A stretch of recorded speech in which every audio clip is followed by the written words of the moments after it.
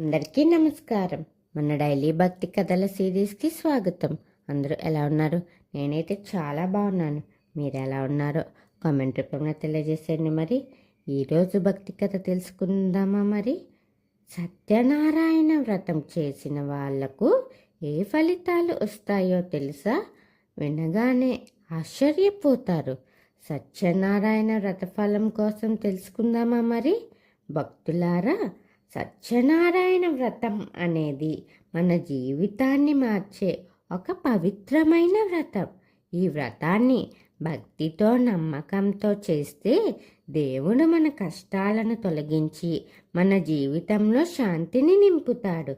ఈ వ్రతం చేయడం వల్ల వచ్చే ముఖ్యమైన ఫలాలు: కుటుంబానికి శాంతి, ఇంటి లోపల ఉన్న కలహాలు తగ్గి ఆనందం పెరుగుతుంది, ధన సంబంధ సమస్యలు తగ్గి కొత్త అవకాశాలు వస్తాయి, మనసులో ఉన్న కోరికలు నెరవేరుతాయి, ఎంతో కాలంగా ఉన్న బాధలు సమస్యలు తగ్గిపోతాయి, తెలుసో తెలియక చేసిన పాపాలు కూడా తగ్గుతాయి.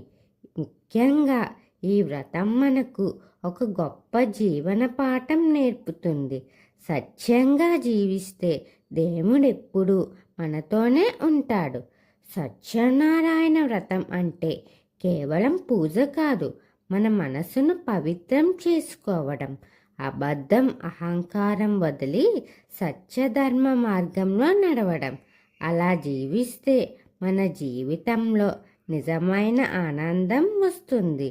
మీరు కూడా ఈ పవిత్ర వ్రతం చేసి మీ జీవితాన్ని ఆనందంగా మార్చుకోండి. ఒక మంచి భక్తి కథ తెలుసుకున్నాం కదా. మరిన్ని కథల కోసం ఎదురు చూస్తూ ఉండండి. వీడియో నచ్చితే లైక్, షేర్, కమెంట్ చేయండి. కమెంట్ రూపంలో ఓం సత్యనారాయణ స్వామియే నమః అని కమెంట్ చేయండి.